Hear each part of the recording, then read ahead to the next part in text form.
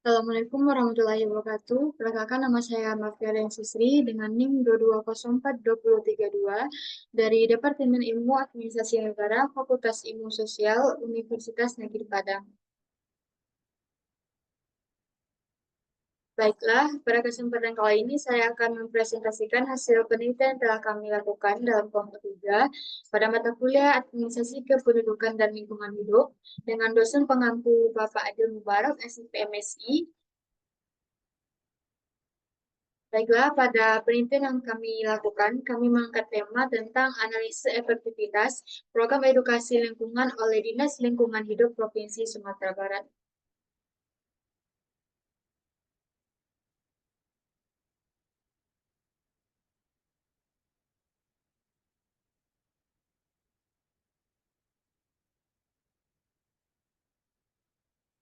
Langsung saja masuk kepada bab 1, yaitu mengenai latar belakang masalah.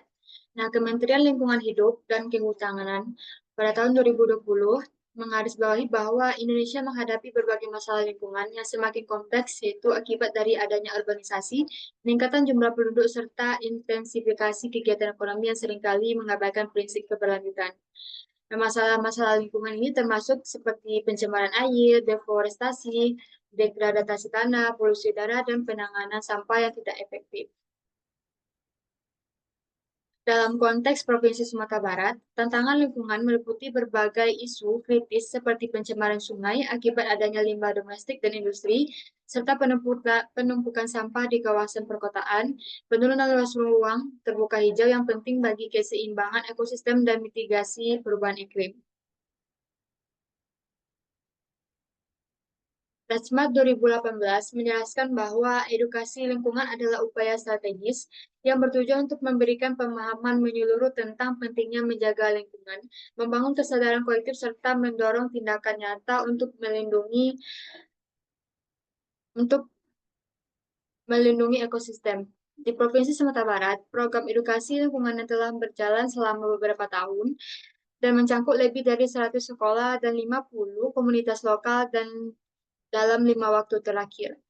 Nah, kegiatan ini dirancang untuk memberikan pengetahuan kepada masyarakat tentang berbagai isu lingkungan seperti pengolahan sampah, konservasi air, penghijauan, dan pentingnya mengurangi jejak karbon.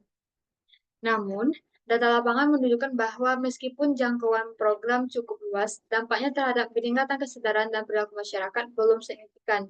Nah, banyak dari anggota masyarakat yang masih belum memahami akan dampak negatif dari perilaku yang merusak lingkungan.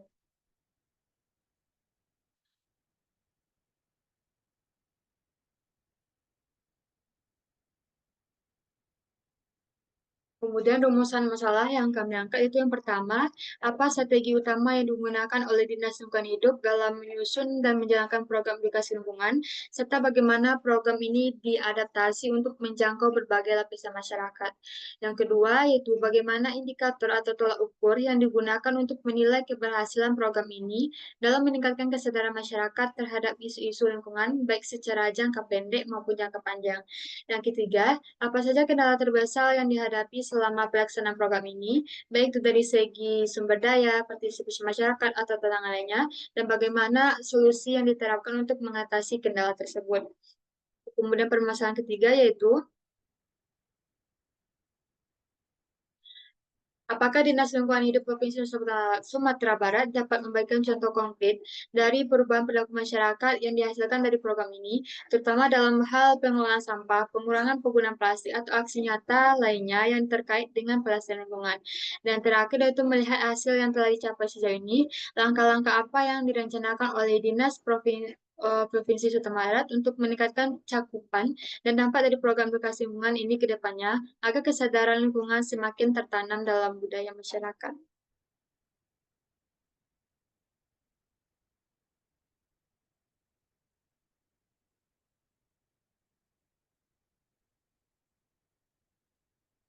Dan masuk kepada bab 2, yaitu tinjauan pustaka.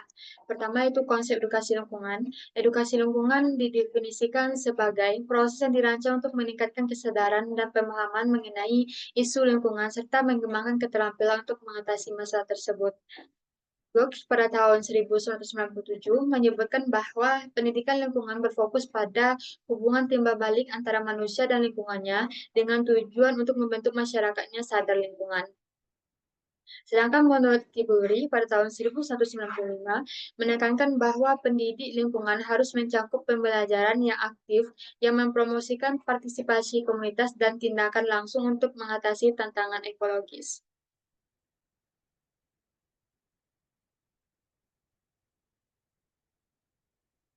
Kemudian yang kedua yaitu teori perubahan perilaku dan kesadaran lingkungan.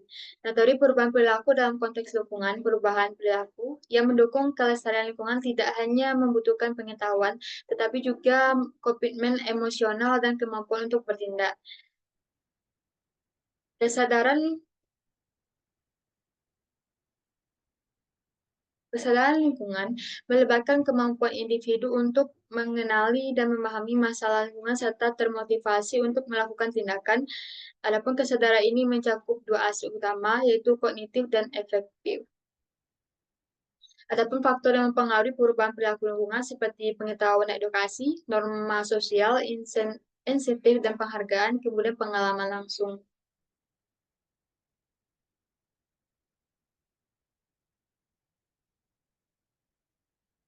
Yang ketiga yaitu efektivitas program edukasi lingkungan.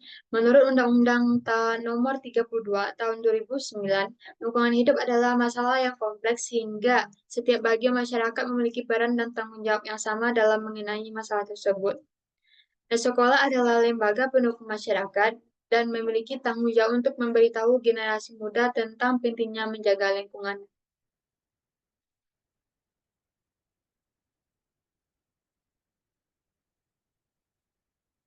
Lingkungan sekolah membantu anak belajar dan membangun karakter dan perilaku. Nah, ini juga membantu mereka tumbuh dalam berbagai aspek pemahaman, pengetahuan, dan keterampilan.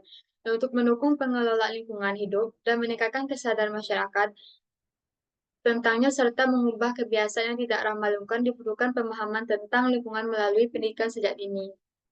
Kemudian, pendidikan lingkungan hidup atau PLH adalah cara penting untuk mengurangi kerusakan lingkungan hidup.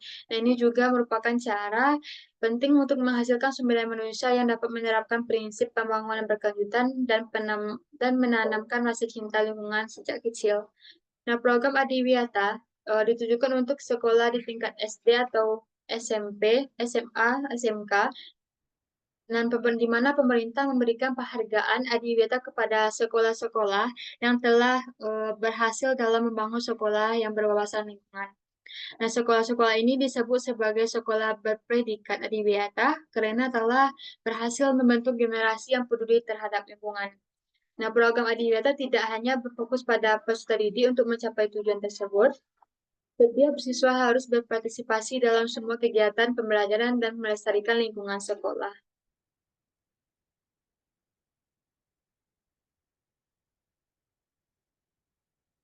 Nah, berikut ada beberapa teori yang membahas tentang efektivitas program edukasi lingkungan seperti teori pendidikan lingkungan, teori partisipasi masyarakat, teori perubahan perilaku, dan teori identitas lingkungan. Nah, poin keempat yaitu peran pemerintah dalam edukasi lingkungan. Nah, pemerintah sebagai otoritas tertinggi dalam suatu negara memiliki wewenang untuk mengelola dan mengawasi segala hal yang terkait dengan pengelolaan lingkungan di Indonesia. Nah, hal ini diatur dalam Undang-Undang Dasar 1945, Amandemen 1 sampai 4 terkait dengan pengelolaan lingkungan di Indonesia. Dan untuk mewujudkan prinsip ini, pemerintah melakukan tindakan-tindakan seperti berikut, yaitu membuat dan mengembangkan kebijakan terkait pengelolaan lingkungan hidup, kemudian menyusun aturan mengenai penyediaan, alokasi penggunaan, dan pengelolaan lingkungan hidup, serta pemanfaatan kembali sumber daya alam, termasuk sumber daya genetika. Kemudian mengatur peraturan hukum dan hubungan hukum antara individu atau subjek hukum lain, serta membuat regulasi hukum terkait sumber daya alam dan barang buatan manusia termasuk sumber daya genetika. Kemudian mengawasi kegiatan yang berpotensi memiliki dampak sosial dan mencari sumber pendapatan untuk mendukung upaya pelestarian fungsi lingkungan hidup sesuai dengan ketentuan perundangan yang berlaku.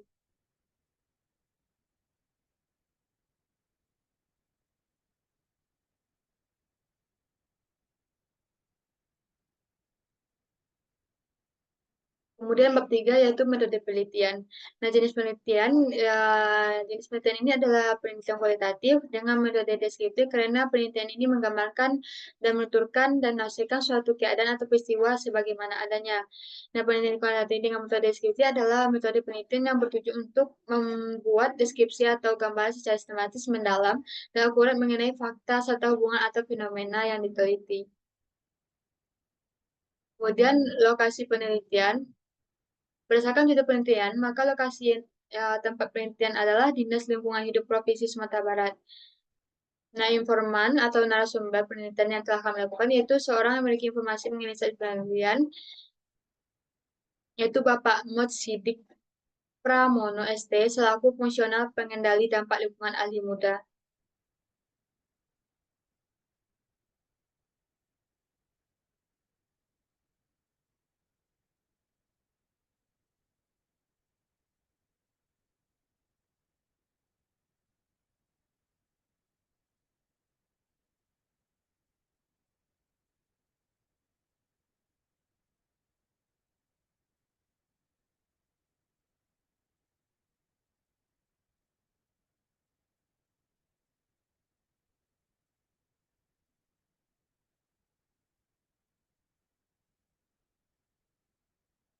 Baiklah, langsung saja masuk kepada bab 5 yaitu hasil dan pembahasan. Nah, satu yaitu strategi utama yang digunakan oleh Dinas Lingkungan Hidup dalam menyusun dan menjalankan program edukasi lingkungan, serta bagaimana program ini diadaptasi untuk menjangkau berbagai lapisan masyarakat.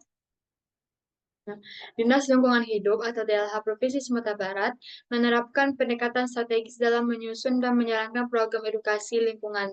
Strategi ini melibatkan koordinasi kebijakan lintas kabupaten atau kota, mengingat bahwa DLH Provinsi tidak memiliki kewenangan langsung untuk terjun ke lapangan.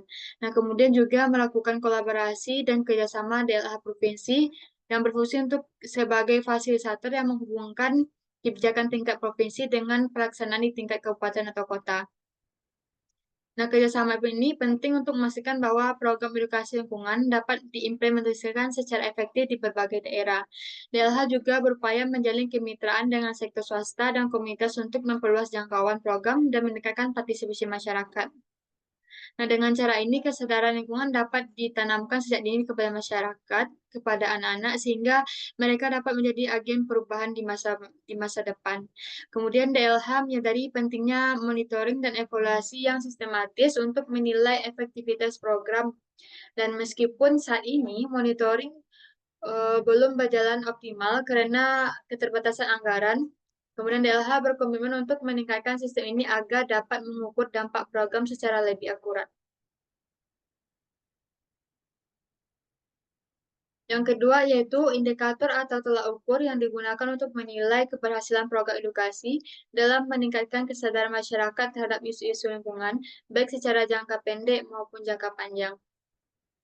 Tetapi beberapa indikator dan tolak ukur yang digunakan oleh Dinas Lingkungan Hidup Provinsi Sumatera Barat untuk menilai keberhasilan program edukasi lingkungan dalam meningkatkan kesadaran masyarakat terhadap isu-isu lingkungan. Itu meskipun tolak ukur ini bukanlah hal yang mudah untuk diterapkan secara konsisten, beberapa upaya telah dilakukan untuk memantau efektivitas program, baik dalam jangka panjang maupun jangka pendek. Bapak Mod Sidik Pramono menjelaskan bahwa salah satu indikator yang digunakan adalah data yang berasal dari aplikasi SIPSN, yaitu Sistem Informasi Pengelolaan Sampah Nasional. Nah, aplikasi ini menyediakan data mengenai jumlah timbulan sampah di berbagai kabupaten atau kota di Sumatera Barat sejak tahun 2019 hingga tahun 2023. Nah, dengan menggunakan data tersebut, DLH dapat melihat apakah ada penurunan jumlah sampah yang dihasilkan setelah program edukasi dan sosialisasi terkait dengan pengelolaan sampah yang dilaksanakan. Namun, Bapak Mok Sidik Pramono juga mengakui bahwa meskipun aplikasi SIPSN ini menunjukkan peningkatan jumlah sampah dari tahun ke tahun, hal ini tidak terlepas dari pertumbuhan masa jumlah penduduk yang juga semakin meningkat. Nah, semakin banyaknya penduduk, maka akan semakin banyak pula timbul sampah secara alami dalam lingkungan tersebut. Kemudian menurut Bapak Mod Sidik Pramono, DLH Provinsi DLH Provinsi Sumatera Barat memiliki dua fokus utama dalam mengelola sampah, yaitu penanganan dan pengurangan. Nah, penanganan sampah merupakan tugas pemerintah, misalnya membawa sampah dari kontainer ke tempat pemrosesan akhir TPA. eh, Sedangkan pengurangan sampah merupakan tanggung jawab dari masyarakat yang melibatkan upaya pemilihan sampah di rumah.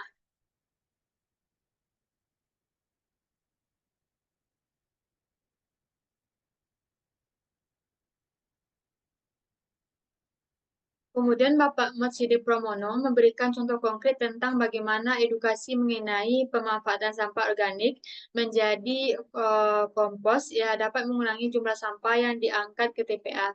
Misalnya, sampah dapur yang biasanya dibuang ke kontainer bisa dijadikan sebagai kompos sehingga jumlah sampah yang dibuang ke TPA semakin berkurang.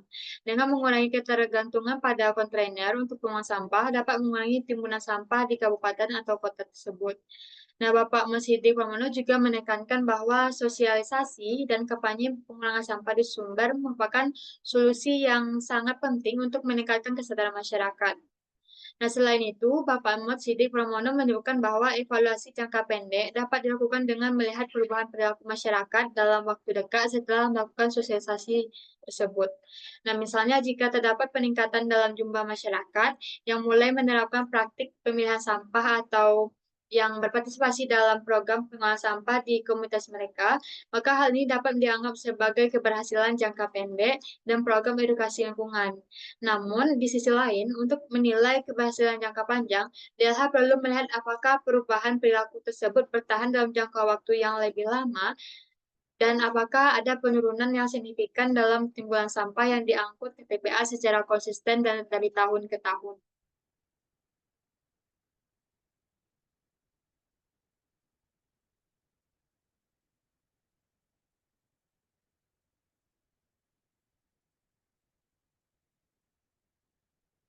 Nah, program edukasi tidak hanya bertujuan untuk mengubah perilaku masyarakat, tetapi juga untuk mendorong pemerintah daerah mengadopsi kebijakan yang mendukung pengurangan sampah dan meningkatkan daur ulang. Nah, jika masalah program edukasi ada peningkatan dalam jumlah peraturan atau kebijakan daerah yang mendorong pengolahan sampah yang lebih baik, maka hal ini dapat dianggap sebagai suatu keberhasilan dari upaya edukasi yang telah dilakukan. Kemudian poin yang ketiga yaitu kendala terbesar yang dihadapi selama pelaksanaan program edukasi, baik itu dari segi sumber daya, partisipasi masyarakat, atau tantangan lainnya, dan bagaimana solusi yang diterapkan untuk mengatasi kendala tersebut. Terdapat beberapa kendala utama yang dihadapi dalam pelaksanaan program edukasi lingkungan. Kendala-kendala ini meliputi seperti tak lain yaitu rendahnya kesadaran masyarakat, kemudian terbatasnya anggaran dan minimnya jumlah sumber daya manusia yang memadai, serta kurangnya penegakan hukum terkait dengan pengelolaan lingkungan. Nah, untuk menghadapi kendala-kendala ini, DLH Provinsi Sumatera Barat telah mengimplementasikan berbagai solusi untuk meminimalisir dampaknya dan meningkatkan efektivitas program. Nah, kendala terbesar yang dihadapi dalam pelaksanaan program edukasi lingkungan adalah yang paling utama yaitu rendahnya tingkat kesadaran masyarakat. Meskipun program edukasi sudah dilaksanakan secara berkelanjutan, namun masih banyaknya masyarakat yang belum memiliki pemahaman dan kesadaran yang memadai tentang pentingnya dalam menjaga lingkungan. Nah, satu contohnya yaitu adalah rendahnya partisipasi dalam program bank sampah. Bapak Matsiri Pramono juga menyebutkan bahwa keterbatasan anggaran merupakan salah satu kendala utama juga yang dihadapi dalam pelaksanaan program edukasi lingkungan di Sumatera Barat. Nah, menurut beliau, anggaran untuk pengelolaan lingkungan yang dialokasikan di tingkat kabupaten atau kota sangat minim, bahkan hanya sekitar 0,0% dari total anggaran. Nah, idealnya, porsi anggaran yang dialokasikan untuk pengelolaan lingkungan minimal 2% yang mencakup pengadaan truk sampah, kontainer, dan pembayaran gaji petugas kebersihan. Nah, keterbatasan anggaran ini juga menyebabkan fasilitas pengolahan sampah seperti kendaraan operasional yang tidak memadai.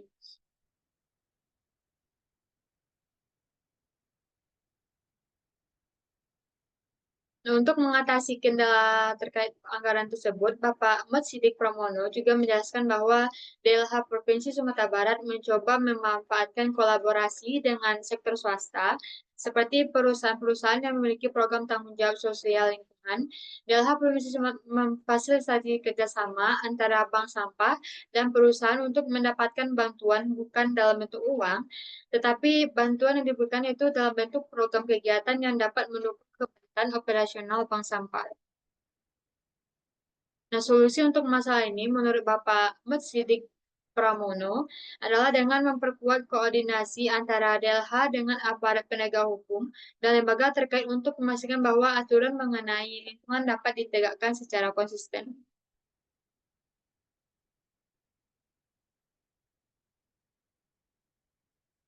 Kemudian yang keempat yaitu apakah Dinas Lingkungan Hidup Provinsi Sumatera Barat dapat membagikan contoh konkret dari perubahan perilaku masyarakat yang dihasilkan dari program ini, terutama dalam hal pengelolaan sampah, pengurangan penggunaan plastik, atau aksi nyata lainnya yang terkait dengan pelestarian lingkungan. Nah, program edukasi lingkungan yang dijalankan oleh Dinas Lingkungan Hidup Provinsi Sumatera Barat telah menunjukkan beberapa perubahan konkret dalam perilaku masyarakat, terutama dalam hal 30 pengolahan sampah dan pengurangan penggunaan plastik. Bapak Mas Hidi Pramono menjelaskan bahwa salah satu contoh konkret dari keberhasilan program ini adalah ekosistensi dan perkembangan bank sampah. Setelah sosialisasi dan edukasi dilakukan, sejumlah bank sampah di berbagai daerah menunjukkan perkembangan yang signifikan, di mana awalnya bank sampah beroperasi sebagai unit kecil, namun dengan adanya dukungan dari DLH dan peningkatan kesadaran masyarakat, beberapa bank sampah berhasil naik level menjadi bank sampah induk atau BSI. Nah, sebagai hasil dari kampanye yang gencar mengenai bahaya plastik bagi lingkungan, beberapa komunitas dan kelompok masyarakat telah mulai menerapkan kebijakan bebas plastik dalam kegiatan sehari-hari. Nah, contohnya yaitu beberapa pasar tradisional di Sumatera Barat telah mulai mengurangi penggunaan kantong plastik sebagai pakai dan mendorong penggunaan tas belanja yang dapat digunakan kembali. Nah, langkah ini tidak hanya membantu mengurangi volume sampah plastik, tetapi juga meningkatkan kesadaran masyarakat tentang pentingnya mengurangi penggunaan barang-barang plastik pakai.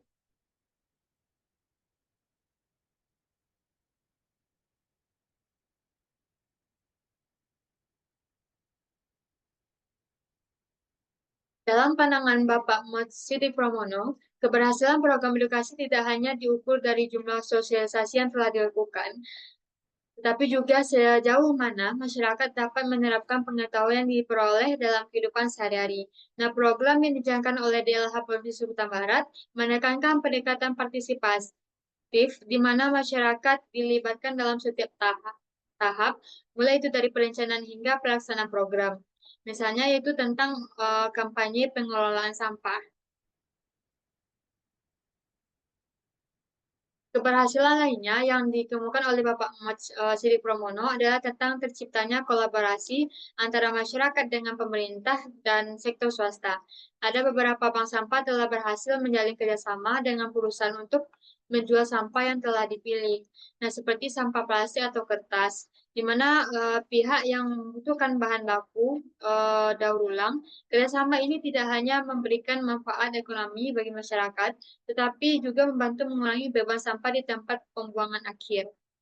Nah, dengan adanya strategi yang berbasis kolaborasi, pemantauan yang berkelanjutan, dan pendekatan partisipasi program edukasi lingkungan oleh DLH Provinsi Sumatera Barat, dapat dianggap efektif dalam mencapai tujuannya.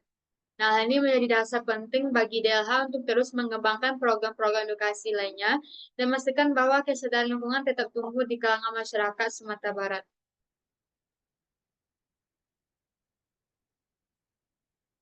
Kemudian yang kelima yaitu langkah-langkah yang direncanakan oleh dinas untuk meningkatkan cakupan dan dampak dari program edukasi lingkungan ini ke depannya agar kesadaran lingkungan semakin tertanam dalam budaya masyarakat. Nah, untuk meningkatkan cakupan dan dampak program edukasi lingkungan ke depannya, beberapa langkah strategis telah direncanakan. Nah, salah satu langkah penting yang ditekankan adalah kebutuhan akan monitoring dan evaluasi yang sistematis terhadap pelaksanaan program edukasi. Nah, Bapak Ahmad Sidik Pramono menekankan bahwa untuk dapat melakukan monitoring diperlukan dukungan finansial yang cukup, termasuk itu biaya operasional seperti transportasi dan tenaga kerja yang sampai saat ini masih menjadi kendala utama. Nah, dalam upaya meningkatkan cakupan program, DLH Provinsi akan terus mengandalkan kerjasama dengan pemerintah kabupaten atau kota, dan di mana menurut narasumber, peran DLH atau provinsi adalah sebagai fasilitator dan penghubung antara kebijakan tingkat provinsi dengan pelaksanaan di tingkat kabupaten atau kota.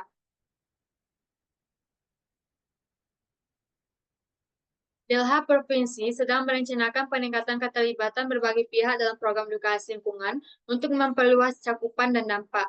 Nah, upaya ini akan mencakup kolaborasi yang lebih erat dengan organisasi masyarakat sipil, lembaga swadaya masyarakat, dan sektor swasta.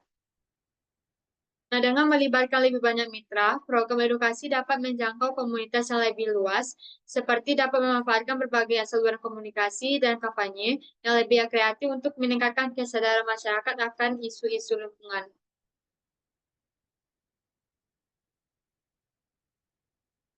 Nah, menurut Bapak Ahmad Sidik Pramono, salah satu rencana strategis yang sedang dipertimbangkan adalah pemanfaatan teknologi digital dalam program edukasi lingkungan. Nah, beliau menekankan bahwa di era digital saat ini, penggunaan media sosial dan platform online dapat menjadi alat yang efektif untuk menyebarkan informasi dan materi edukasi ke masyarakat luas. Nah, DLH Provinsi berencana untuk memanfaatkan teknologi ini dengan lebih maksimal, misalnya melalui pembuatan konten edukatif seperti video, infografis, dan kampanye online yang mudah diakses oleh masyarakat dari berbagai kalangan. Nah, Bapak Ahmad Sidik Pramono juga menyarankan bahwa perlu adanya peningkatan kapasitas bagi para pengelola program di tingkat kabupaten atau kota agar mereka dapat melanjutkan program edukasi secara mandiri dan berkelanjutan.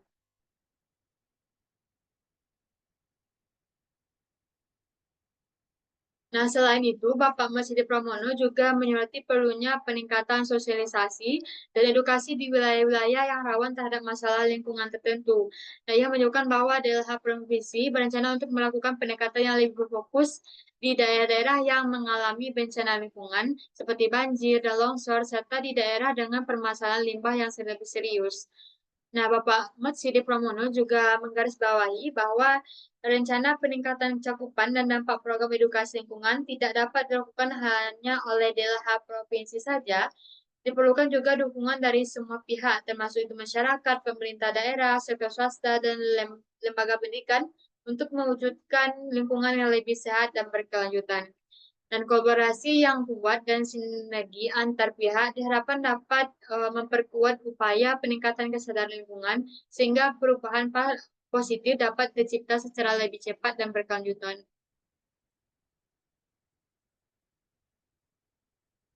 Nah, yang terakhir itu kesimpulan.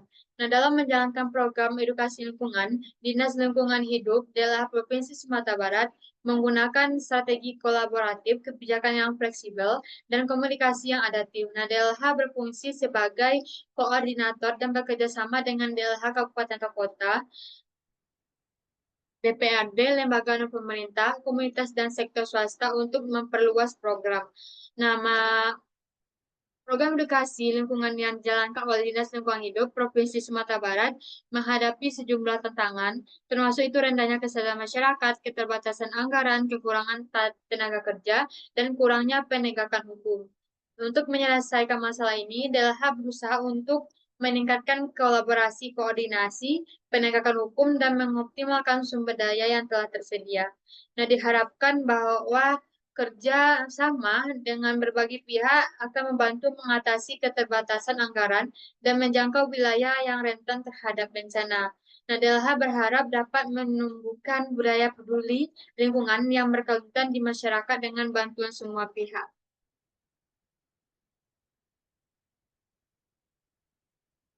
Nah, baiklah, mungkin itu saja presentasi yang dapat saya lakukan. Mohon maaf apabila ada kesalahan. Saya sudahi dengan wabillahi taufiq wal hidayah. Wassalamualaikum warahmatullahi wabarakatuh.